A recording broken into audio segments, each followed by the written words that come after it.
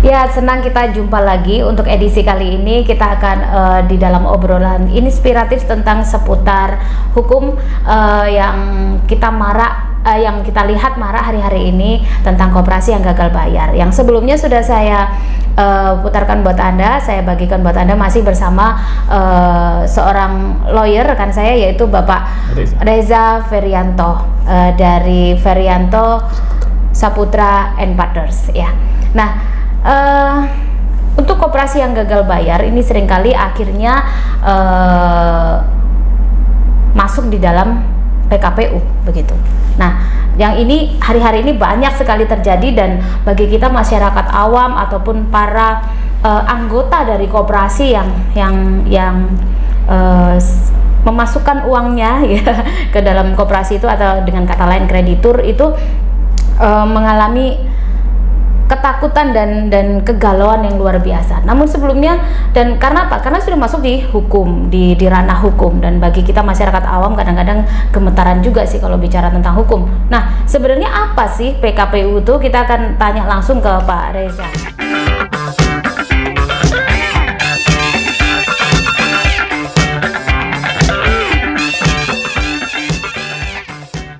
Tentang hukum. Nah, sebenarnya apa sih PKPU itu? Kita akan tanya langsung ke Pak Reza. Ya, gimana Pak Reza? PKPU itu apa sih sebenarnya? Jadi PKPU itu adalah mekanisme yang diberikan oleh undang-undang, yaitu melalui Undang-Undang 37 2004 kalau nggak salah, tentang kepilitan dan PKPU.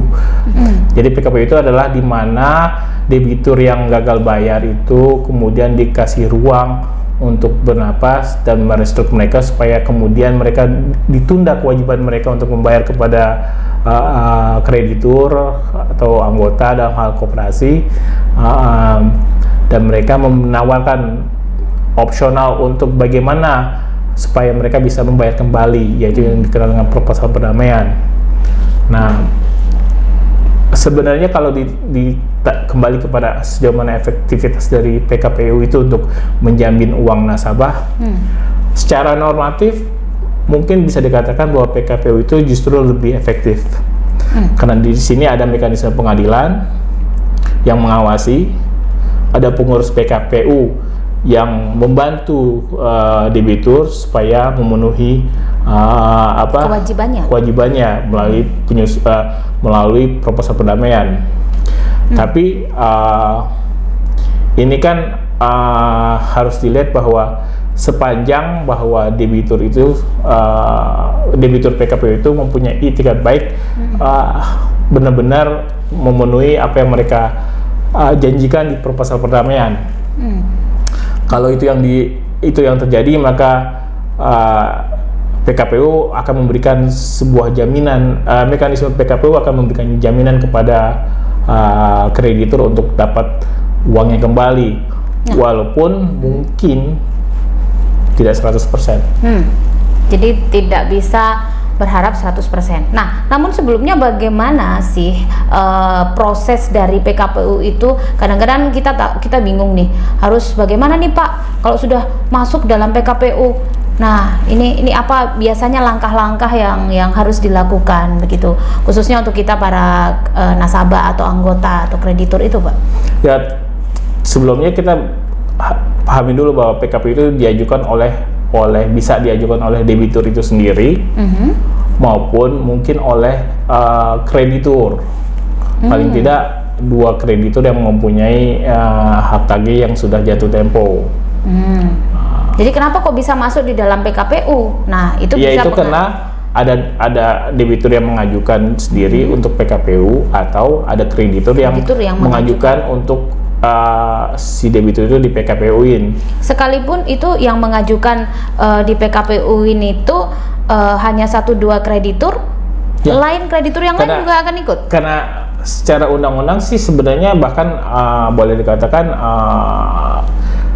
itu kan undang-undang secara umum, undang-undang kepilitan dan PKPU itu kan cuma mengatakan bahwa kepilitan dan PKPU itu bisa diajukan oleh paling tidak 2 kreditur yang sudah jatuh tempo hak tagihnya, minimal 2. nggak bisa satu.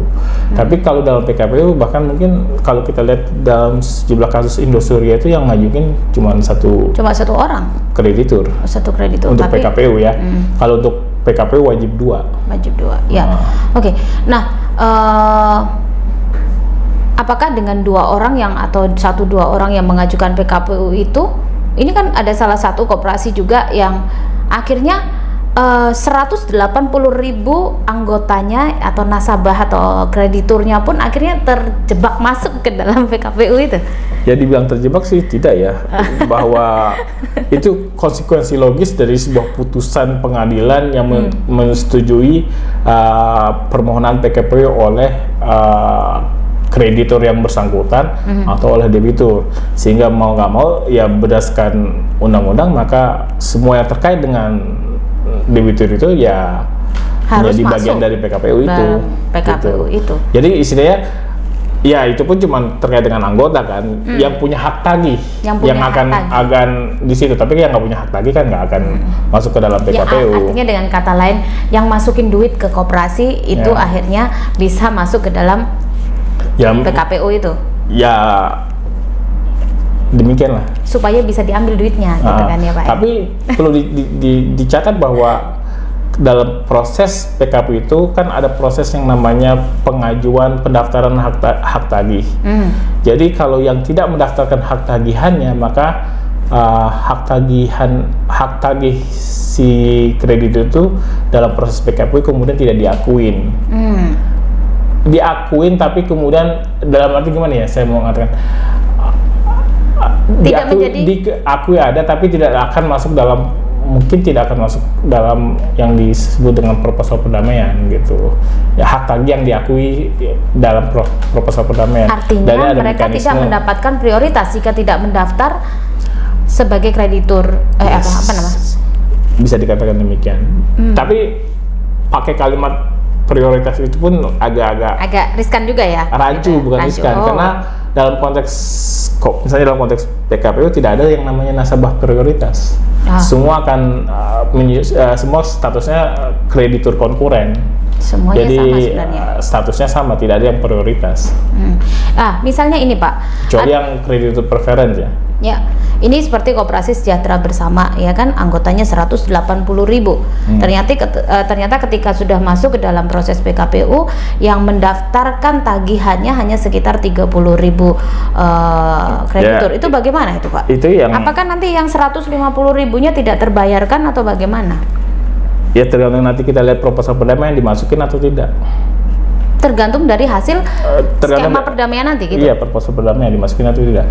Tapi biasanya ini kembali ke kalimat prioritas, bahwa yang akan muncul untuk diakuin ini adalah mereka yang masuk ke dalam daftar tagihannya di pengurus PKPU gitu. Jadi memang sebaiknya kalau memang sudah masuk di dalam PKPU, sudah lewat sih memang kalau KSB ya begitu. Tetapi paling tidak jika ini jadi satu pembelajaran buat kita semuanya, kalau memang sudah masuk di dalam PKPU berarti harus mendaftarkan mendaftarkan tagihannya itu lebih baik daripada tidak mendaftarkannya, karena potensi untuk kemudian tidak diakui dalam proses proposal perdamaian itu lebih besar. Iya, begitu. Jadi lebih amannya ikuti saja gitu prosesnya begitu Pak ya. Ya kalau sudah masuk kepada PKPU, mau nggak mau masuk. Lebih disarankan untuk mengikuti prosesnya, walaupun opsi-opsi di luar PKPU itu ada, misalnya bisa lewat pidana, mungkin tuntutan pidana, mungkin juga bisa melakukan perdata, tapi kan itu kemudian adalah biaya sendiri. Istilahnya gini, pidana ya berarti si individu yang ingin menggugat oknum biasanya ya Pak ya kalau pidana itu, atau perusahaan? Enggak, maksudnya kan pidana itu bisa diajukan oleh anggota, memberikan laporan kepolisian, terus kemudian kepolisian diproses. Dalam konteks kalau pidana itu kan tidak ada unsur bahwa tidak ada secara hukum akan ada pengembalian kepada uang nasabah, karena yang di dalam pidana itu yang dipidana itu yang diincar adalah untuk mempidanakan pengurus ya. Nah masalahnya kalau masuk ke wilayah pidana, maka ada kemungkinan pertama yang pasti adalah yang dikejar adalah tuntutan pidana kepada pengurus. Yang perlu dikhawatirkan adalah kemudian kalau itu kemudian semua uang menjadi sitaan. Misalnya kayak dalam kasus First Travel gitu kan. Kalau sudah menjadi sitaan negara ya kita lihat aja peristiwa First Travel itu gimana uang nasabah haji yang 18 juta itu kembali atau tidak gitu kan setelah disita oleh negara gitu kan. Jadi istilahnya krediturnya yang lainnya ya siap-siap sudah ikhlas gitu jadi ya pelajari aja lah apa yang terjadi dalam kasus First Travel atau Cibaganti yang sudah masuk kepada wilayah pidana kemudian uangnya menjadi sitaan negara gitu. Jadi sebisa mungkin kita ajukan perdamaian aja dulu gitu ya Pak ya, masuk di dalam skema PKPU itu. Kembali kepada pertanyaan efektivitasnya, kembali lagi. Terus kan selain opsi pidana, opsi perdata dalam arti ini masing-masing anggota melakukan gugatan kepada koperasi dalam bentuk uang prestasi. Nah, itu efektif tidak? Ya kalau uang prestasi itu kan persoalannya adalah mau nggak mau harus mengikuti prosedur pengadilan yang berjenjang, mulai dari putusan pengadilan negeri, terus banding kepada pengadilan tinggi, kemudian banding lagi kasasi kepada Mahkamah Agung, dan kalaupun ada mungkin PK. Tapi itu kan akan proses yang akan memakan waktu yang cukup panjang, melebihi masa PKPU itu sendiri. Yang cuma 45 hari tambah 270 hari mungkin kalau nanti nggak disetujuin di awalnya proposal perdamaian. Tapi yang jelas kalau proses itu proses yang sangat panjang, otomatis waktu panjang, duitnya juga banyak yang harus keluar begitu Pak ya? Duitnya pasti harus keluar kan, nggak mungkin nggak keluar kan, bayar lawyer, bayar operasi sana sini. Pertanyaannya kemudian menang atau tidaknya kan? Nah kalau kalah ya sudah. Kalau kalah ya wassalam aja gitu kan. Cuman kalaupun menang,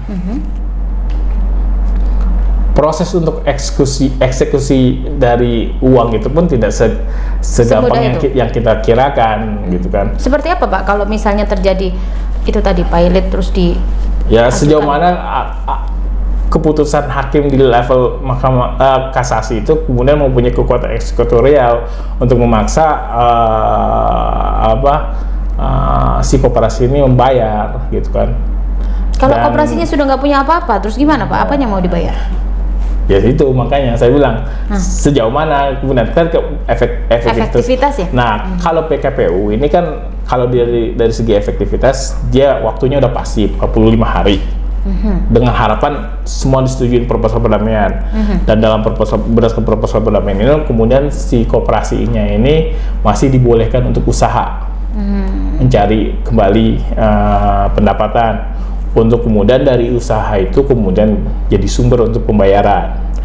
Sekalipun akhirnya pembayarannya dengan skema tadi dengan skema berdasarkan proposal perdamaian yang mungkin saya nggak tahu, saya tidak bisa menjudge yang ada, tapi lazimnya dari yang sebelumnya aja pengalaman yang sebelumnya dari yang ada biasanya sih paling cepat sih antara 2-3 tahun paling cepat itu ada skema penawarannya. Tapi kan ada juga yang pembayarannya bisa makan sampai 5-10 tahun. Bahkan ada seperti itu.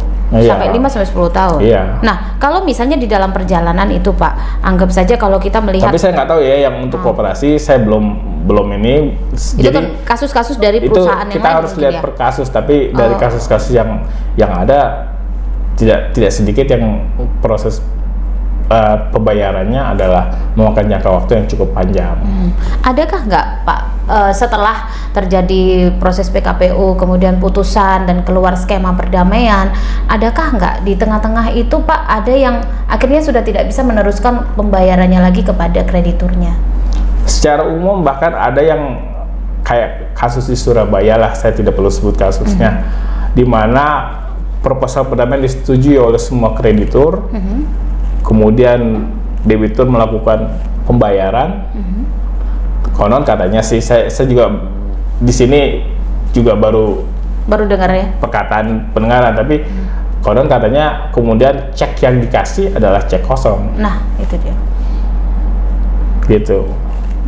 Kalau ditanya kemungkinan, ada saja kemungkinan. Dan itu berarti ketika tapi kan itu kasus itu real, case, kita nggak bisa mengeneralisir akhirnya nanti nih semua koperasi itu. yang A, si B, si C juga bisa terjadi seperti itu. Tapi kalau memang punya etikat baik, ya justru mekanisme PKPU itu lebih terjamin bagi nasabah. Berapapun yang nanti dibayar, tapi lebih terjamin. Dengan catatan bahwa debiturnya itu benar-benar punya etikat baik untuk melakukan apa yang dia janjikan di proposal perdamaian.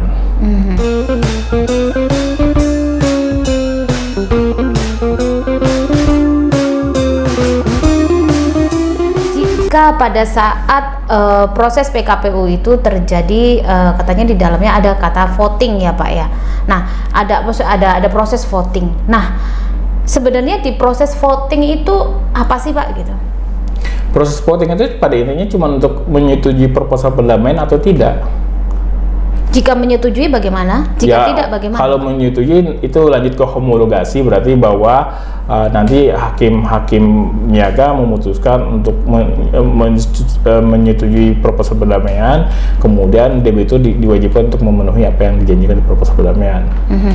Kalau tidak, jatuhnya pilot. Jatuhnya pilot. Ya.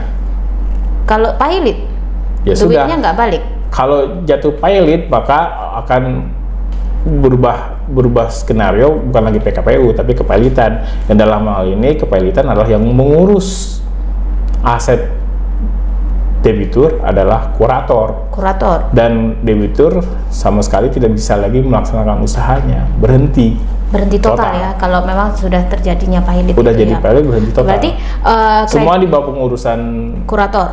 Nah, berarti kalau misalnya itu terjadi pilot, misalnya di voting tidak ada perdamaian, kemudian terjadi pilot. Nah, apakah kami kreditur ini akhirnya lari semuanya ke kurator begitu? Ayo Pak balikin duit kita gitu, atau gimana Pak? Nggak bisa juga demikian ya, karena kurator kemudian menyelesaikannya berdasarkan apa yang bisa dia kumpulkan dari aset-aset debitur untuk kemudian dia uangkan, yang dari uangkan itu dia kemudian bayarkan kepada kreditur. Tapi apakah ini sebut saja ada yang mengatakan misalnya koperasi A itu asetnya seharusnya misalnya dana kreditur itu sekitar 3,7 triliun. Kemudian aset yang ada ternyata sisanya nggak sampai 1 triliun. Nah, itu bagaimana Pak? Ya, dari yang aset yang berhasil diuangkan oleh kurator, maka kurator sisihkan dulu untuk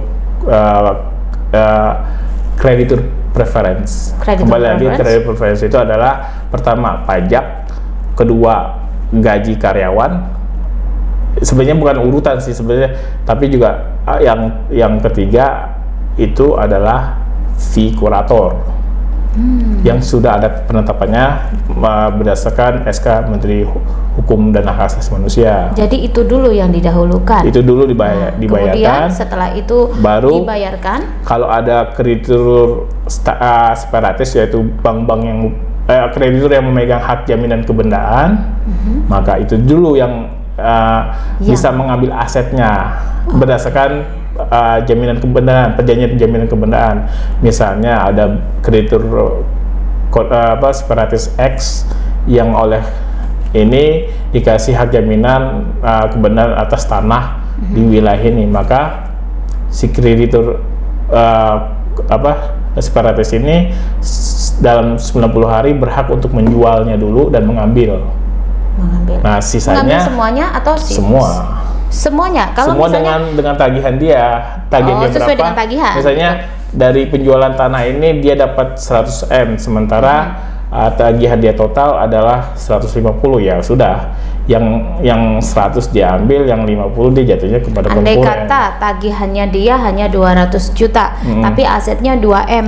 Nah, itu sisanya duitnya apakah masuk di ini? Dipegang kurator dulu. Oh, dipegang kurator. Untuk kemudian nanti setelah itu baru dibagikan kepada konkuren. Setelah dipotong sama preference juga ya. Dipotong preference, ya. Terus akhirnya baru setelah semuanya dipotong ini, baru kreditur yang simpan duitnya tadi masuk ke yang terakhir gitu Pak. Iya. kreditur. Tapi kan koperasi seharusnya tidak ada kreditur separatis. Seharusnya, tapi kalau ada terjadi sesuatu ternyata mereka ada begitu, ternyata asetnya ya yang sudah digadaikan. secara undang-undang si kreditur separatis berhak. Secara undang. Jadi otomatis nih anggap aja gedung ini sudah dibankkan, berarti ya itu harus dibayar dulu begitu ya Pak ya. Baru yang kreditur yang nabung uang itu baru bisa mengajukan tagihannya. Jadi nomor sekian konkuren kreditur konkuren adalah kreditur yang tidak memegang hak jaminan kebenaran apapun. Jadi yang tidak diutamakan sekalipun tadi ada biliat tadi Pak, itu bukan jaminan kebenaran. Ya? Jaminan kebenaran itu dalam bentuk misalnya hak tanggungan, hak fidusia, hak lagi saya lupa. Tapi intinya kalau biasanya sih yang terkait kebenaran adalah hak tanggungan, hak fidusia. Biasanya kalau nasabah ya tidak memegang itu, dia cuma memegang biar giro dan bukti keanggotaan atau sertifikat tabungan, deposito ya, atau deposito cuma itu doang. Nah, itu bukan hak jaminan kebenaran. Oke, ya. Nah, kalau akhirnya sudah masuk dalam keputusan, yaitu munculnya skema yang diajukan dalam bentuk skema perdamaian, anggap saja oke, setuju pembayaran 1 tahun, 3 tahun, 5 tahun berdasarkan nilai misalnya seperti itu Pak. Nah, apakah nanti biasanya apakah seperti itu sudah selesai proses PKPU-nya atau maksudnya pengadilan sudah tidak cawe-cawe lagi atau bagaimana Pak? Ya kalau kemudian dipenuhi semua ya selesai. Dipenuhi semua artinya sudah dibayarkan? Iya, maksudnya sesuai dengan proposal perdamaian, semua anggota udah dapat sesuai dengan apa yang dijanjikan dalam proposal perdamaian ya. Berarti selesailah itu proses PKPU. Ininya penundaannya, dan kemudian kalau udah diinikan sehat ya berarti si koperasi udah bisa beroperasi seperti biasanya gitu. Adakah yang akhirnya setelah masuk ke dalam PKPU terjadi skema perdamaian terus koperasinya sehat lagi gitu? Dulu ada nggak sih Pak? Atau habis itu hilang gitu? Dalam koperasi saya nggak tahu, tapi dalam perusahaan ada aja. Di perusahaan ada aja. Dalam konteks misalnya perusahaan yang di PKPU-an kemudian ada dicarikan investor baru untuk masuk, untuk kemudian dia bisa ongoing, terus kemudian dalam usahanya dia bisa pulih kembali, itu ada aja. Saya masih penasaran tadi yang disampaikan setelah putusan pengadilan. Oke, skema perdamaian ini setuju misalnya, oke, setuju semua. Nah, selesai kan tok begitu Pak. Nah, setelah itu ini kan proses pembayaran. Nah pada proses pembayaran ini apakah PKPU masih mengawasi atau bagaimana begitu? Masih mengawasi. Pengurus PKPU masih. Pengurus PKPU ya masih. Berarti sampai batas waktu. Dalam hal ini ya pengawasannya lebih bukan lagi pada pengurus tapi kepada pengadilan negerinya. Tapi pengurus PKPU itu masih dalam prosesnya, masih hadir dalam masa proposal perdamaian itu. Oh, begitu ya. Berarti sampai lunas semua begitu anggap saja. Sampai terpenuhinya proposal perdamaian. Sampai terpenuhi. Nah, itu yang kita kurang ini. Gimana, Pak? Sampai ya saya nggak tahu janji apa yang dijanjikan. Oh, janji apa nanti tergantung dari hasilnya tadi ya. Tapi kerja utama dari pengurus PKPU kan berakhir dengan diterimanya proposal perdamaian. Itu kan nanti mekanisme ini dikembalikan kepada pengadilan niaga untuk mengawasi prosesnya gitu. Nanti itu hubungannya dengan hubungan antara pengurus PKPU dengan pengadilan dalam mengawasi proses itu gitu kan. Nah, dari pengalaman-pengalaman yang sudah ada Pak, kalau sudah terjadi skema perdamaian, apakah dana kreditur itu bisa terbayarkan 100%? Dari pengalaman yang ada deh gitu. Kalau misalnya ini ada satu koperasi yang sedang dalam proses PKPU, kita juga nggak tahu ini bisa dibayar atau tidak, tapi yang dari dulu-dulu itu gitu harus dilihat dari proposal perdamaian. Masih kembali lagi apakah dijanjikan 100% atau tidak? Oh, dari proposal perdamaian nanti itu ada. Apa mereka janjikan? Atau mereka 100%? Cuma ngomong saya cuma bisa balikin 30%, misal begitu? Ya tinggal kalian setuju, tinggal para anggota setuju dan tidak setuju aja. Jika tidak setuju resikonya pahit begitu. Iya, resikonya pahit. Berarti sebenarnya bisa jadi akhirnya PKPU jadi alatnya debitur untuk berlindung gitu Pak. Nah, tidak memenuhi kewajiban. Itulah pentingnya kenapa sebenarnya suara nasabah itu bersatu. Nah, kalau pecah ya susah nantinya untuk mensuarakan apa yang menjadi kepentingan para nasabah gitu. Kalau misalnya nasabah bersatu inginnya ini, nah kan itu kan menjadi proses negosiasi terkait dengan gimana ngebentuk menyusun proposal perdamaian, gitu. Tapi kalau kemudian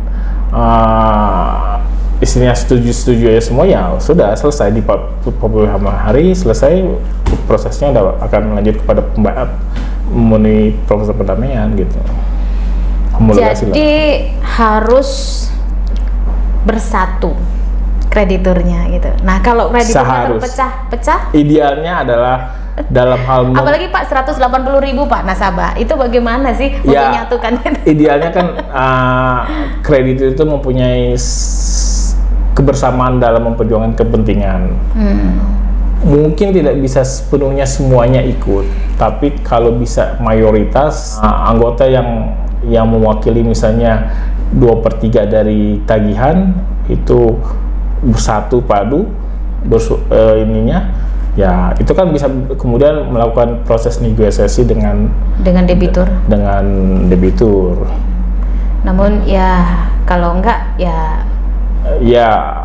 kita lihat saja di sidang, nanti hasil dari sidang di sidang ya? pengadilannya nanti pada tanggal 5 pada sidang pengadilan pada putusan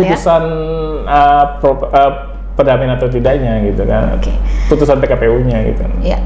Jadi kesimpulannya kalau sudah masuk di dalam skema dari PKPU berarti kita para kreditur harus aktif untuk daftar. Setelah itu harus aktif mengikutinya. Dan menyuarakan kepentingan. Nah, tapi kembali lagi dari poin saya secara hukum, secara normatif, kalau kembali kepada pertanyaan awalnya itu efektif atau tidak, maka proses PKPU itu sebenarnya sangat efektif sepanjang bahwa semuanya debitur dengan itikat baik memenuhi apa yang dijanjikan di proposal perdamaian. Dan efektif, kenapa lagi efektif? Karena ada pengurus PKPU yang akan membantu untuk mengurus soal debitur ini, usaha debitur dan sebagainya, tagihan dan sebagainya. Tapi juga ada pengadilan yang akan mengawasi proses itu. Cuma kan misalnya kreditur menginginkan dalam proposal perdamaian bahwa ada perwakilan kreditur untuk duduk dalam pengurusan untuk mengawasi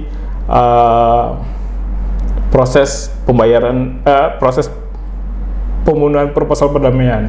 Itu bisa ya Pak ya sebenarnya? Bisa diajukan? Itu kan tergantung kekuatan suara dari kreditur. Pada saat voting itu ya? Saat proses pengajuan skema. Kan bukan voting dulu, yang dilakukan adalah penawaran proposal perdamaian. Itu biasanya kan di luar pengadilan dulu, isinya debitur mengundang nasabah untuk mengeksplorasi menginikan proposal perdamaian.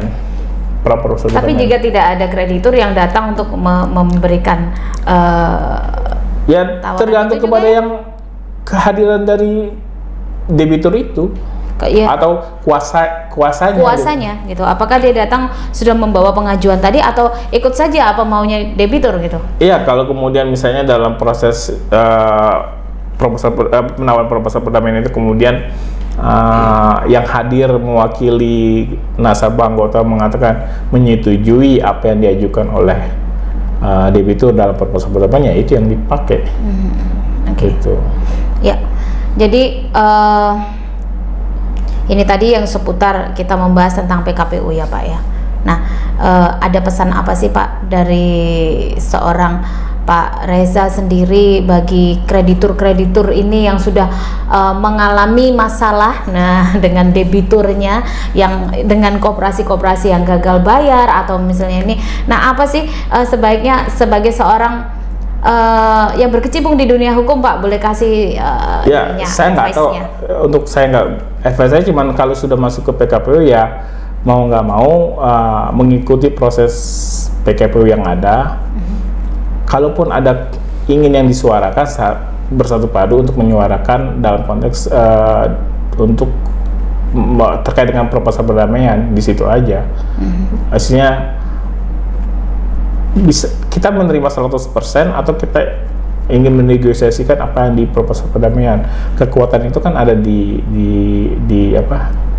suara anggota gitu. Saya sedikit tertarik tadi yang dikatakan bahwa kan itu masanya kan 45 hari ya, masa untuk PKPU sementara. PKPU sementara 45 hari. Nah, tadi kan sempat ada yang mengatakan, Bapak sempat katakan ada proses 270 hari. Ini kenapa kok setelah 45 hari bisa ada 270 hari? Itu gimana, Pak? Itu tatkala kemudian proposal perdamaian bukan tidak disetujui, diminta untuk diperbaiki. Jadi kalau misalnya besok tidak Oke. Bukan tidak disetujui ya, diminta untuk menerima tapi diminta ayo untuk direvisi lagi, bisa begitu ya Pak? Masuk ke yang putusannya PKPU tetap yang 270 hari. Jadi tapi tidak harus 270 hari, dalam arti gini, setelah melewati 45 hari ini maka debitur dengan pengurus PKPU bisa memproses proposal perdamaian misalnya 3 bulan kemudian, untuk minta waktu 2 bulan atau 3 bulan. Nah, kalau 3 bulan juga belum selesai, ditambahin lagi 2 bulan sampai menggenapkan 270 hari. 270 hari itu udah harus ada putusan menerima proposal atau tidak menerima proposal perdamaian. Gitu. Kalau menerima ya sudah homologasi.